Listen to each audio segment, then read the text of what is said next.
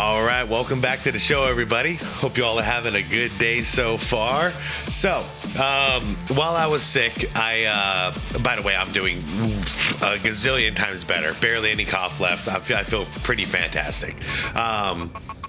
I had a lot of requests to check out this video and then another video that I'm going to react to tonight for the After Dark.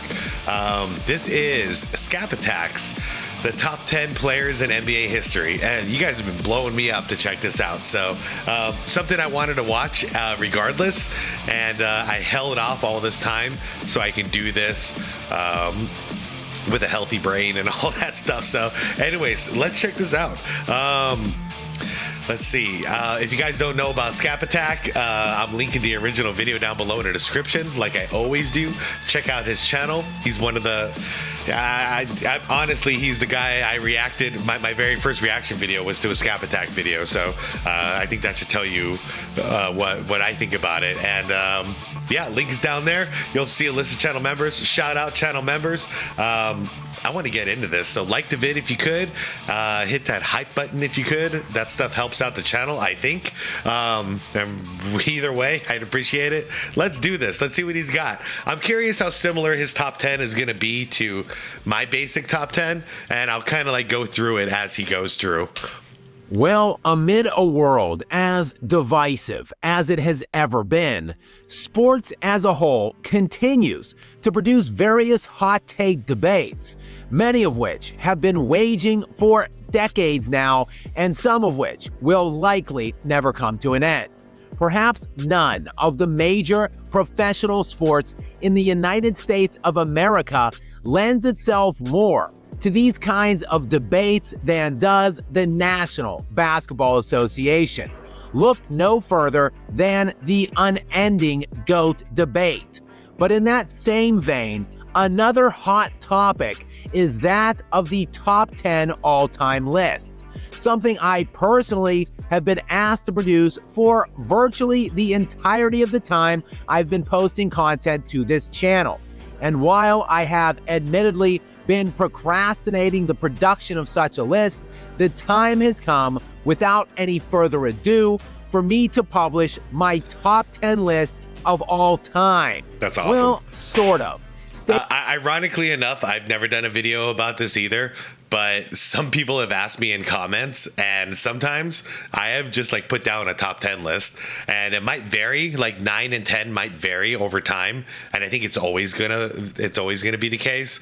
But yeah, I just never did a video on it. Stay tuned to the end of this video to see my one small caveat to that number.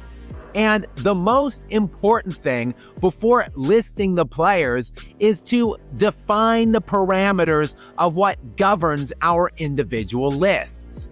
Personally, I value two-way players who won at a high level and who impacted their team's ability to win challenging titles. Yeah, me too. That doesn't mean ring counting. It means evaluating the quality of the rings. I have and always will place a high value on the defensive side of the ball, but while it is pretty easy to gauge the impact a player has on the offensive side of things, it is fundamentally difficult to gauge just what exactly constitutes an elite defensive player. And while it does go without saying that media-bestowed accolades aren't necessarily the be-all and end-all determinant for purposes of this conversation, well, I have looked at every player in NBA history that has made a minimum of 5 All-NBA team selections and 5 All-NBA defensive selections throughout the course of their careers. And there are, surprisingly, only 24 players total throughout league history who have met these criteria, with only 3 players ever making at least 10 All-NBA teams and 10 All-NBA defensive team selections through the course of their careers. Those 3 players constitute the number 2, 3, and 4 all-time players on my personal list. And that is beginning with Kobe Bryant at the 2 spot arguably the most complete individual player in league history. Okay, so far, I've got Kobe at 2 as well. Behind, well, only one. Yep, 1 that and 2 is one, the same. of course, is Michael Jordan, who sits atop my all-time rankings at number 1. Jordan, who constitutes the most complete player in NBA history, he led the league in scoring 10 times while making 9 All-NBA defensive teams, is one of only 3 players ever to win League MVP and Defensive Player of the Year. And he won 6 NBA championships in 6 finals appearances while never playing with more than one single All-Star in any single season. Yeah, I'm totally not surprised with this pick 1 and 2. That's why I like Skap. We definitely agree at who's on top of this food chain. And Michael Jordan represents the only perfect resume in league history, in my humble opinion. The only player without flaw or weakness in his case. Agreed. And therefore, he is an easy number 1 on my all-time list. Next, the aforementioned Kobe Bryant, who was an undisputed top 3 offensive force in league history, leading the decade of the 2000s in both points scored and average points per game. He is one of only 2 players ever to accomplish that feat, joining just Wilt Chamberlain in the 1960s and Kareem Abdul-Jabbar in the 1970s. And despite the decade of the 2000s being by far the lowest scoring, slowest paced decade ever, again, by far, Kobe is still top 3 all time in most 40, 50, and 60-point games. So while he was far and away the greatest offensive player of his era, Kobe also made 9 first-team defensive selections, which is tied with Michael Jordan, Gary Payton, and Kevin Garnett for the most in NBA history. Yep.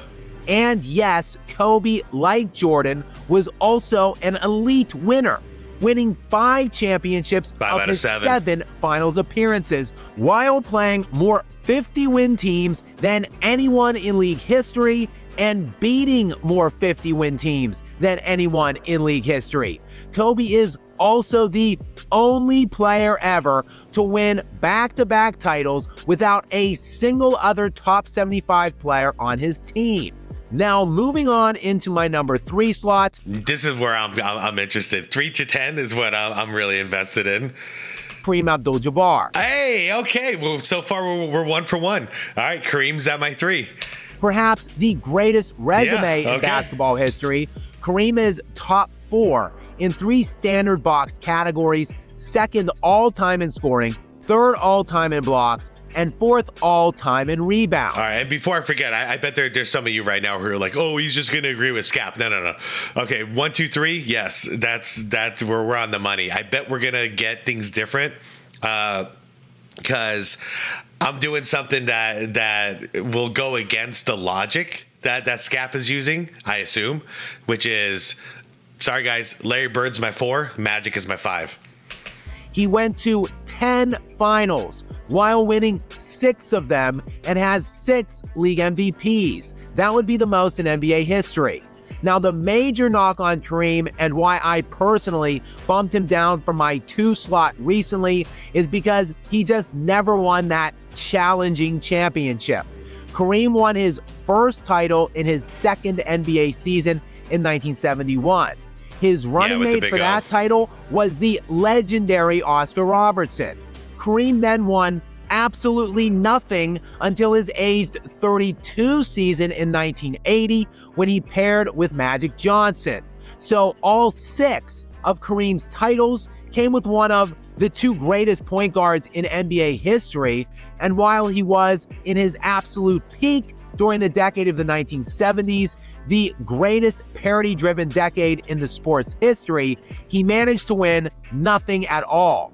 So while it is difficult to find an issue with this resume, coupled with 6 rings, Jabbar does lose enough style points to take him down to number 3 on my personal list. That is also just like a center thing, because you could be as good as you possibly want to be as a center, but if you don't have a good point man, to create that 1-2 punch, you're kind of stuck, Like, I think of the early years of Shaq in LA before, like, Kobe rose to power and with the Lakers.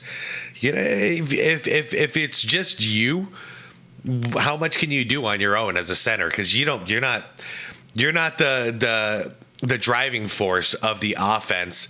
You need the ball passed to you. In other words, you're not taking the ball up like a Luka Doncic or like a LeBron James or something like that, where you got the ball in your hands at all times. You can make whatever choice you want. You need a good point man to feed you at the right time and at the right positioning.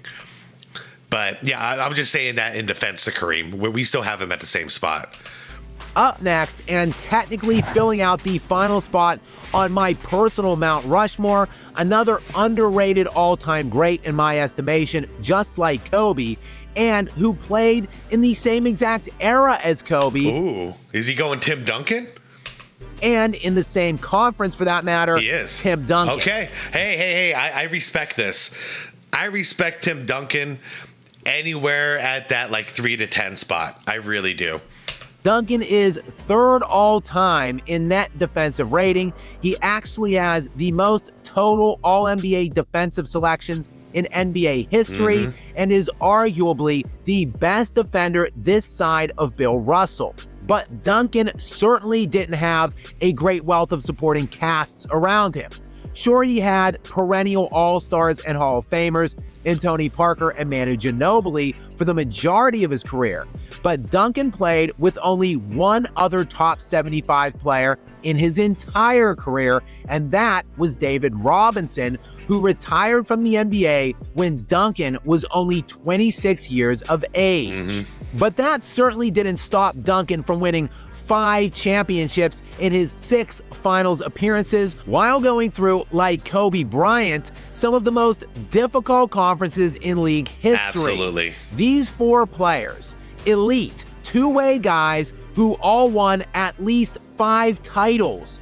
And while the number 5 spot on my all-time list doesn't have those gaudy ring counts, he did win perhaps the most difficult title in NBA history, and he also produced arguably the greatest single season in NBA history. So while Akeem Olajuwon may have only 2 NBA titles in his career, he also had, without close comparison, the least support of any all-time great player. Olajuwon played with Ralph Sampson, who made an all-star team the first 3 seasons Hakeem was in the NBA, while Sampson even made a second-team All-NBA selection in Hakeem's rookie season of 1984-85. But alas, it was the only time in Olajuwon's entire career that he played with a single teammate that was selected to an All-NBA team. It came again in his first season. Sampson, however, would leave Houston after a series of injuries in 1987, and for the next 8 years until the Rockets acquired Clyde Drexler in advance of the NBA trade deadline in 1995. That, by the way, would be Hakeem's aged 25 to 32 seasons. Olajuwon would play exactly 1 year with 1 All-Star, and that was Otis Thorpe in the 91-92 season. It was Thorpe's one and only All-Star appearance in his entire 19-year career. And he was the best player prime Hakeem Olajuwon got to play with. Hakeem still managed back-to-back titles in 94 and 95. In 1994, Olajuwon won League MVP, Defensive Player of the Year, the NBA Championship, and the Finals MVP award. He is still, to date, the only player ever to win all 4 of those things in one season. And he did it with Vernon Maxwell as his second leading scorer during the playoffs. While in 1995, Olajuwon would win what should be considered the single most difficult title in NBA history. The only thing with Hakeem for me is his peak didn't last long enough. That's where I've got him much lower on my list, and it's no disrespect to him, but I wish he was able to rack up a couple of more championships. That's all. But he didn't start winning until 10 years? 10 years on his 10th year, in fact, or his 9th year, however that works out. But yeah, I don't know what to say about Hakeem, because it's like he's in my opinion, he's the most skilled, probably the best big man I've ever witnessed with my own two eyes. But he only won when Jordan was gone, so the whole 90s is complicated because of Michael Jordan. If you took Michael Jordan out of the equation and other people were allowed to win, things would have looked different, but it's hard. Like a guy like Karl Malone might have had multiple championships too, if not for a guy like Jordan. Where would he be on our list at that point? Probably much higher. But yeah, Hakeem still greatest big man I've ever seen. I normally have him around 9 or 10 on my list. But because of the 4 championships, I usually have Shaq like right ahead of him. So it's usually like Shaq at 9 and Hakeem at 10, something like that. Beating the 60-win Stockton and 2-time league MVP Karl Malone Jazz in the first round. Yes, a 60-win opponent in the first round.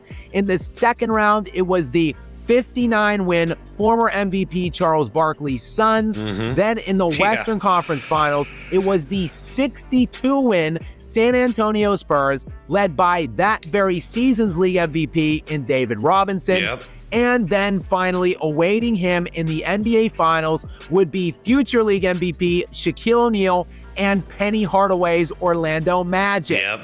A team that actually beat Jordan's Chicago Bulls as Jordan returned with 17 games left in the regular season before heading into the playoffs that year and falling in 6 games to the Magic in the Eastern Conference semifinals. And Hakeem would dominate that Magic team and Shaquille O'Neal in the NBA Finals, sweeping them 4 games to none.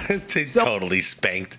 He spanked Shaq's big ass. In case you haven't been keeping up, 4 rounds, 4 league MVPs, and a collective winning percentage by his 4 opponents of 73%. The highest faced by any champion by far in NBA history. Olajuwon also remains the only player in NBA history to rank top 15 in 4 of the 5 major NBA statistical categories. And these top 5 players now on my list represent the most complete basketball players in league history, in my opinion. Let me put it this way. Hakeem, whenever I'm making an all-time starting lineup, he's always in there. He's always a part of it. So it's a different list. Top 10 all time versus like all time starting lineup or all time top 10. It's always a little bit different. But Tim Duncan and Hakeem, those guys are, it's a hard situation because I'd rather do a full team, like a 10-player roster, because then I can have Tim Duncan and Hakeem at the 4 positions, and I can make room for, like, say, Shaq and either Wilt or Kareem at the center positions. My opinion.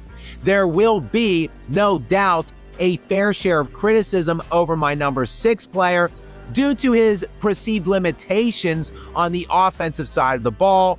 And yes, it is true that Bill Russell is only a 15-point per game career scorer at just 44% shooting from now we're back on. Bill Russell's at my 6 as well.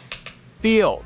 He not once ever averaged over 20 points per game in any single season of his entire career, and he never shot over 50% from the field, and that was while playing the vast majority of his career in the 1960s. Mm-hmm. That's the biggest strike against him, is his era. It's sad, but it just is what it is. Is the fastest paced, highest scoring decade ever. And yes, I am aware that when he won his first title in 1957, there were only 8 teams in the league and still just 14 when he won his final championship in 1969. Finally, yes, I am aware that the 60s era Celtics team by championship year had anywhere between 6 to 9 Hall of Famers on its roster. And that is why Bill Russell is not in my top 5. Because yes, he was not an elite offensive player, and he did have an incredible assortment of supporting cast. I think we'll all agree that the likes of Wilt Chamberlain and Bill Russell are the 2 hardest people to put in a top 10 list as far as like positioning. But I think we all agree, I mean, at least for Bill Russell, he belongs on our damn list.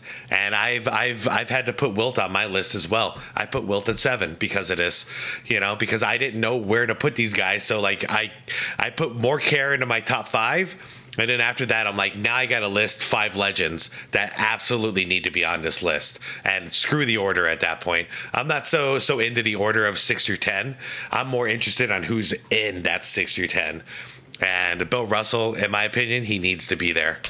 But he was the undisputed leader of a team that won 11 NBA championships in 13 years, which, by the way, included 8 straight. He won 5 league MVP awards in his 13-year career, and keep in mind, they actually meant something back then because they were all voted on by the players, his peers. Bill Russell is the greatest defensive player in league history and did it in the most prolific offensive era ever.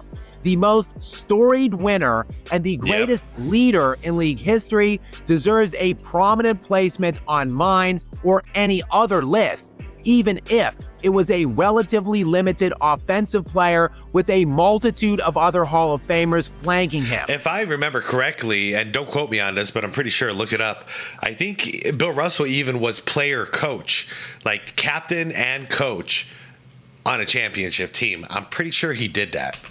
And now moving into my 7 and 8 slot. All right, so 7, Wilt for me. 2 guys that are intrinsically tied together, and for that reason, are somewhat admittedly difficult to differentiate. By the way, 7 Wilt, 8 Duncan for my list right now, and it's gonna change. So don't hold me to this list for the next year. It changes over time. Between the guys that revolutionized the league and put the NBA on the map during the 1980s. Of course, we're talking Bird and Magic, with at least one of these 2 players appearing in every single NBA Finals series that was played from 1980 to 1990. That's crazy. With the 2 of them combining to win 8 of 9 championships during that span. Magic won 5 of them, while Bird won 3, and despite the fact Magic won more, I personally lean Bird above Magic for my 7 spot. Oh, me too. Me too, as far as the order. And that's the one that breaks my code because I value championships a lot, but then I can't get away from it. I think Larry Bird was just an all-around better player. Better on rebounds, better scoring, better on defense. Like the only thing that you can say Magic has over him is, well, maybe passing. And I don't even know if you can say that, but they're both true champions, true winners, true leaders. And I will always have them side by side, one after another. Because Bird realistically had less help and was also the more complete overall player. Bird, an underrated defender in my opinion, who made 3 All-NBA defensive teams throughout his career, which was 3 more, mind you, than Magic Johnson, also boasts 24 points per game, 10 rebound, and 6 assist career averages. The only player in NBA history to average at least 24 points per game, 10 rebounds, and 6 assists for a career. He is also one of only 9 players in league history to shoot at least 50% from the field, 40% from the three-point line, and 90% from the free throw line for an entire season, and he did it twice. Yeah, and he did it before it was even a thing.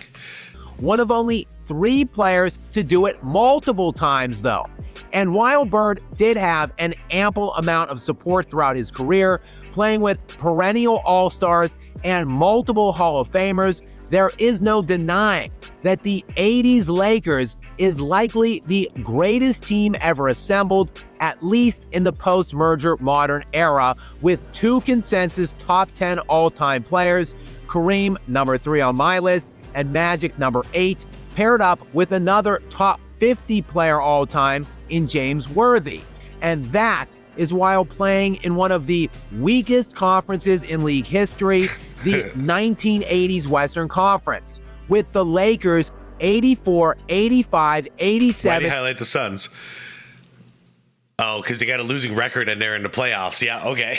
Western Conference, with the Playoff Lakers team. 84, 85, 87, and 88 finals runs, constituting the easiest path in NBA history based on their opponents' regular season win percentages. Not just that, but based on the SRS or simple rating system, only one of Magic's 5 titles made the top 30 list of most difficult. So an absolutely loaded supporting cast for his entire career, coupled with, outside of his finals opponents, by and large an incredibly easy path year in and year out, results in Magic landing in the 8th slot with Bird at 7. That being said, Magic did not only help revolutionize the league, but did the same for the point guard position as a whole, and is still the greatest point in league history. And he still has the highest career assists per game average with 11.19 per game. He went to 9 finals in only 13 seasons and won 5 of them. That's the other thing too, because Bird and Magic both had shortish careers. 1 because of injury, 2 because of HIV. Dang, man. Imagine if they got to play like 18 years. Like, you know, they could be much higher on our list. And now we get to the player, the first one who has lost more than he has won, but whose individual excellence and overall dominance is just too extreme to overlook. Okay, if he's doing 9 and 10, then I am going, Shaq at 9. And then 10, I battle myself because sometimes I have Hakeem there at 10. Other times I have Steph there at 10. I don't know what to do. I'll never know what to do. It is what I don't like a top 10 anymore. There are 10 great players that get missed on a top 10. I much prefer a top 20 at this point. It's not LeBron. Of course, I got LeBron at usually 11, but it might be 12 because I listed my 9 and 10, and that means that there's somebody missing. So if I have Hakeem in there, then I have Steph over LeBron. So I have to say, I've been saying LeBron at 11 for about a year now. I think LeBron's at 12 now. That it is what it is because I can't have him above Steph or Shaq. I can't do it. Wilt Chamberlain, the absolute freak physical anomaly that led the NBA in scoring for his first 7 NBA seasons. And that included his rookie year when Chamberlain averaged an absurd 38 points and 27 rebounds per game. And he won Rookie of the Year that year and League MVP. That in just his first season. And in the 6 years that would follow, Chamberlain assaulted the NBA like no player before or since. From his rookie season to his aged 29 year, Chamberlain played 543 of a possible 574 games while averaging 47 minutes per game. It's ridiculous. During that span of time, Chamberlain averaged 40 points per game and 27 rebounds. Again, for 7 years in a row, while playing nearly every game and every minute of every game. And Wilt, accordingly, really did a lot of those jump passes, huh? The most 40, 50, and 60-point games by an absolute absurd video game-like margin. He has nearly 100 more 40-point games than Michael Jordan, who is number 2 on that list, with 271 40-point games. He has over double the 40-point games that Kobe Bryant scored, and Kobe is number 3 on that list by a substantial margin. 50-point games, well, it's even more absurd, as Chamberlain's 118 is more than Michael Jordan, Kobe Bryant, James Harden, Elgin Baylor, and Damian Lillard had combined. Yep. Those players make up the 2 through 6 spots on that very list. I know, it's true. And it's hard because I value championships so much. And Wilt, that's where he's slacking off. But you can't deny what a freaking monster this guy was on both ends of the floor. It's like if Jordan only won, a couple of championships, we'd probably still have him in our top 10. He's got to be, right? He was just that much of a freak. Noticing a trend here?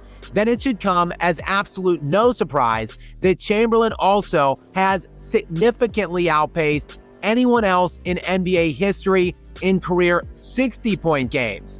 Not only does his 32 60-point games far exceed Kobe Bryant, who is second on that list with 6, but every other player in NBA history has combined to score just 50 total 60-point games. Now, he did play in the turbocharged decade of the 1960s, which was the highest scoring, fastest paced era ever, the only one to rival that of the 2020s. So factoring that in, along with his final struggles, winning only 2 titles of his 6 finals appearances over his 14-year career, and for those failures, he does fall slots on my list. But his dominance is literally second to none. And for that reason, Chamberlain does make the 9th spot on my all-time list. Okay, let me just guess now. Who do you not have? Yeah, Olajuwon, Bill Russell, Larry Bird, Magic Johnson, Wilt Chamberlain, Shaq. I bet you he's going Shaq.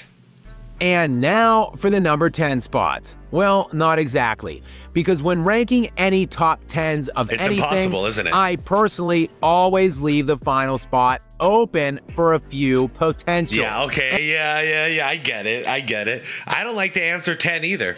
There's too many. Like I said, I'd rather go 20. There's too many freaking players that are getting missed on this list. An honorable mention spot, if you will. And frankly, I also believe there to be a pretty substantial drop-off from my top 9 to the remainder of the field, at least at this time. And yes, I do believe there are a number of viable... Wow. He's got Karl Malone. Well, okay. We'll see what happens. But if he's got Karl Malone and Kevin Durant over Steph Curry, that's going to be interesting. Candidates who could occupy it. Yes, I will admit, for instance, that while I am routinely very difficult on LeBron James, he of course does have a claim to be in the top 10. The all-time leading scorer in NBA history with 4 league MVP awards should warrant a level of consideration. But there is no doubt the era-specific rules changes, pace of play, and lack of defense beginning at basically the midpoint of his career, coupled with the insane length of time he has played for, has substantially inflated his career stat totals, which I gotta also... go Shaq over him too. I mean, Shaq was a defensive monster during his time as well, so he was more of a two-way player. Yeah, and LeBron's pretty much only played one side of the ball his whole career, so that's where he takes a lot of hits. That and his finals record. May I add, amongst other things, includes the most career turnovers and missed shots in NBA history, both in the regular season and the playoffs.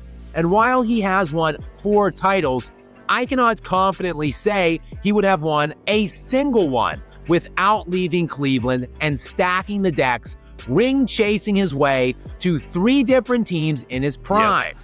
Karl Malone, for instance, is the 3rd leading scorer in league history, has 14 All-NBA selections, which is 5th most ever, and has 2 league MVPs, yet he barely scrapes into most people's consensus top 15 to 20 all time because he never won a single title.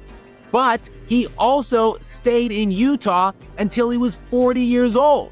What if he leapt around the league, amassing super teams from his aged 26th season on, while maximizing his individual opportunity to win as many rings as possible. So while I perhaps can't say LeBron definitively would have won 0 titles if he stayed in Cleveland, you simply can't say definitively that he wouldn't have 0 if he stayed. Yeah, I mean, just think about it. Since he's talking about Karl Malone, when Horace Grant was traded from the Bulls and Jordan had come back in 95 for the end of the season, the year that they got bounced by Orlando.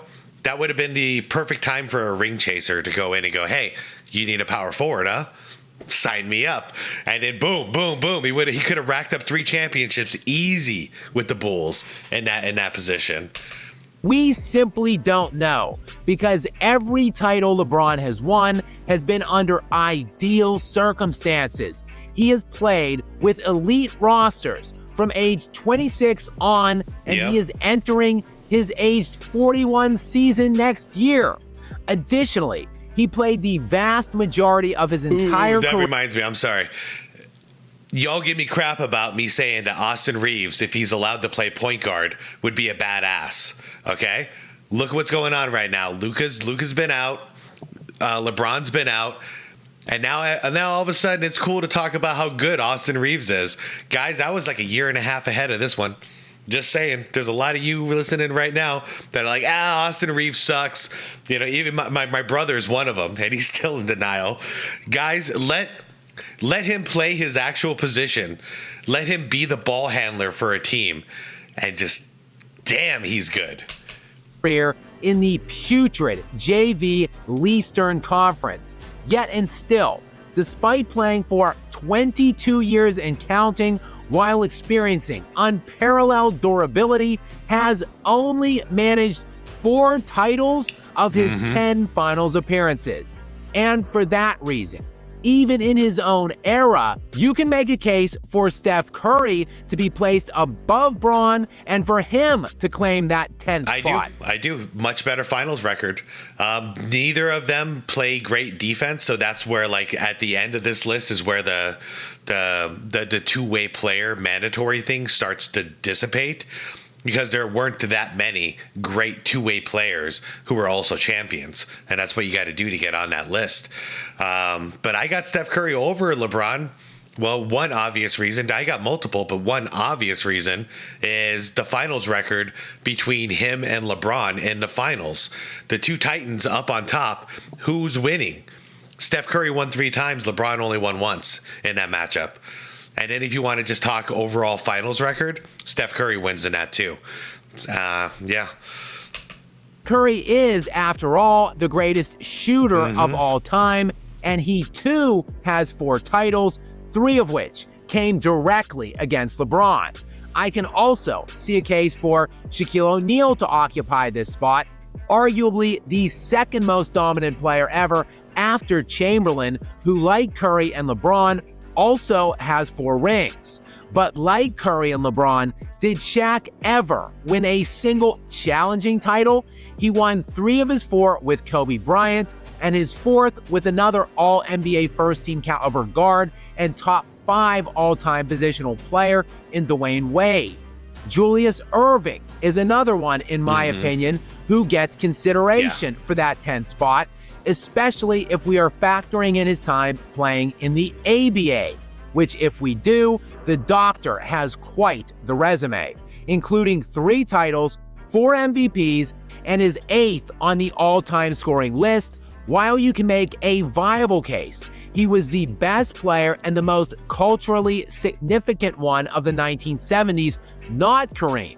Finally, there are a crop of current players that I believe have the potential to rise all the way past these ones I have just mentioned and claim that 10th and final spot.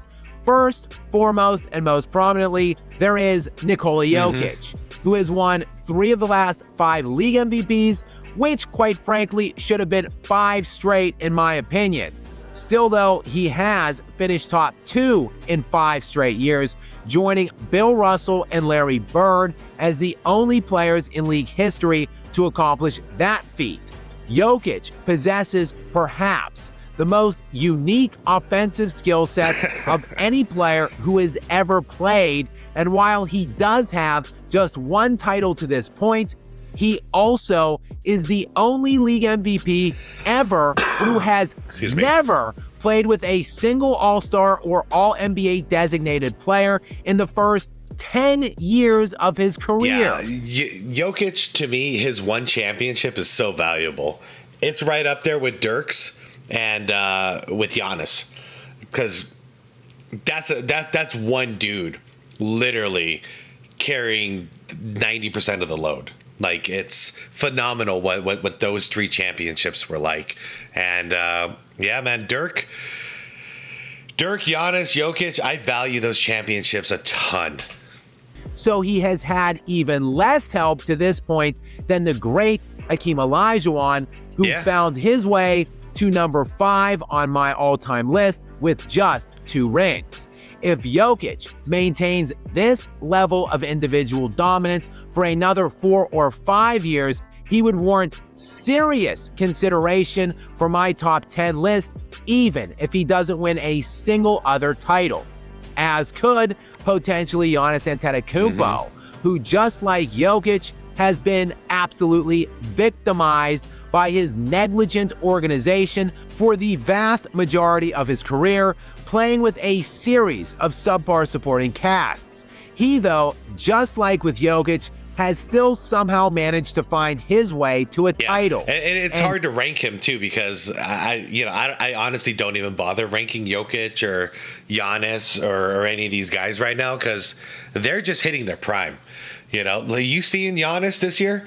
Guy's an absolute monster, so right now it's like it's hard to rank him on potential because it's not over yet. We'll see what these guys accomplish, but boy, am I impressed with Giannis this year. He's not settling for the 3. He's attacking the basket first.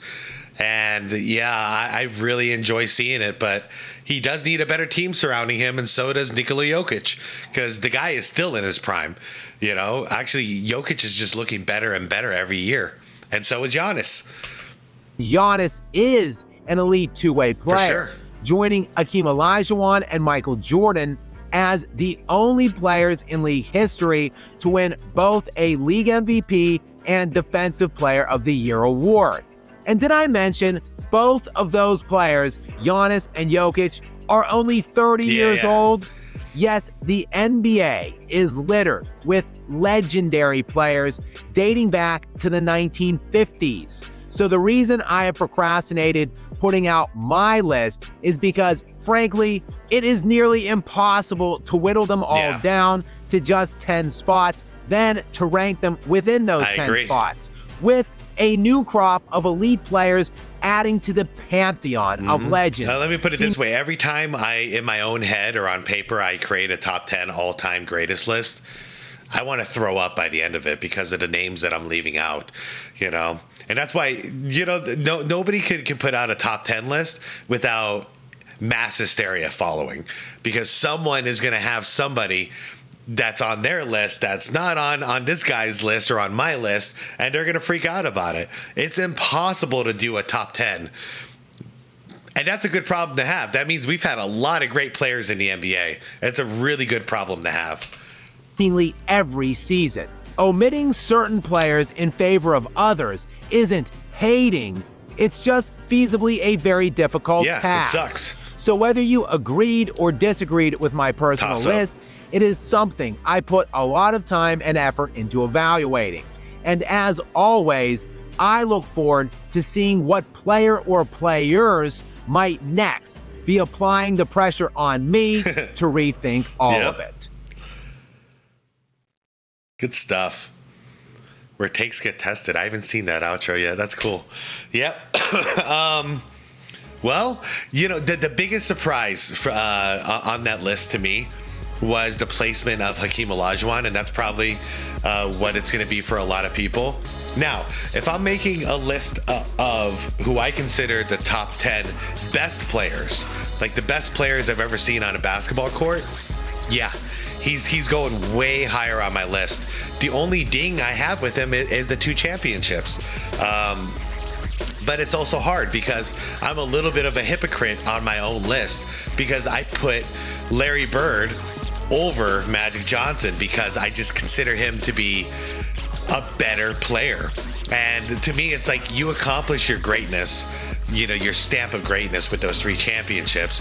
And now it's like, who's the better player? You know, it's as simple as that. Like, and you know, it's why I have Kobe over Tim Duncan, which is a hard one too. Tim Duncan is so hard to place because he's got his 5 rings too. You know, he can say anything that Kobe can say, Tim Duncan can say it too. In my opinion, though, I just think Kobe was a little bit better. You know, he was just he's on my number 2 spot because 1, he's got his 5 rings, so you know you can't say nothing about it. He's got 5 rings, but he's also the 2nd best basketball player I have ever seen behind Michael Jordan. And honestly, if I was just making a list of the best players I've ever seen, Larry Bird used to be in my number 3, but then I had to like ease up on that because, you know, there's a guy like Kareem Abdul-Jabbar who needs his spot. But quite frankly, I missed the majority of, I missed all but like 1 year, basically 1.5 to 2 seasons of Kareem Abdul-Jabbar because I was born in '82. So it's hard for me to rank him, and it's hard for me to rank a Tim Duncan. And Wilt, you just have to throw him in because, yeah, okay, he has gotten to the promised land, but he lost more than he won. Yet in an individual level, you can make an argument that might have been the greatest, the best basketball player we've ever seen. It's a hard thing to place a guy like that. But then when you go a guy where you can say the same thing, arguably the best player you've ever seen, Michael Jordan, plus the 6 rings and 6-0 in the finals to stamp that greatness, guys, this list is impossible, okay? And I like the idea of leaving that 10 open. To me, I'll always put a 10 in there, but then I'm always gonna go like, well, here's 11 and here's 12, you know, because it's just, there's multiple people fighting over that 10th spot. And the beautiful thing is, it's gonna change over time. So Wemby, Jokic, Giannis, all you guys, I'm watching. I am watching, and I am hoping for your future. It would just complicate the top 10 list, but that's a problem I'll be more than happy to deal with in the future. Anyways, you guys, yeah, kill me in the comments. Go ahead. It is what it is. Because I encourage you guys to actually sit down and make your top 10 list. And when you get to 8, 9, and 10, to just, you'll understand what I'm talking about when you actually do it. 8, 9, and 10 becomes impossible. If you know a lot of great players and you've studied the game for a long time, it is impossible, okay? So, yeah, I put way more attention into who's on my top 5 because those are like the greatest of the great. You can't argue with what they've accomplished. But then 6 through 10 is just absolutely impossible to really rank, and it all has to do with bias. You know, we all have our individual bias. I've seen what I've seen. You've seen something different, and you know that plays into effect. For instance, there are a ton of people who will say Walter Payton's the greatest running back of all time, and he is. He's got that greatness thing in there because he's a winner. You know, he won. To me, the best running back I've ever seen, Barry Sanders by far. You know, but that's with my own 2 eyes. Anyways, I'm gonna get the hell out of here before I get into more trouble. Guys, thank you so much for watching. I am heading out, and actually, you guys, like, I'm gonna skip on the After Dark today. I can hear my voice. It's not quite ready for what I'm trying to do to it right now. So if I don't want to do that Dynamo video injustice, so I'm gonna save that for tomorrow, where my voice is a little more cleared up, and I think it deserves it. I've waited this long to do it. It's I got to make sure I do it right. So, all right, guys, I am heading out. Guys, like the video if you could. Kill me in the comments if you feel like it. Subscribe to the channel if you want more content like this, or unsubscribe if you hate me so much after this video that you can't tolerate it. Is what it is, man. And hit that subscribe plus if you really like what I'm talking about and you want to support my channel. Guys, I'm out of here. Have a wonderful rest of your night. And most importantly, just to be water, my friends.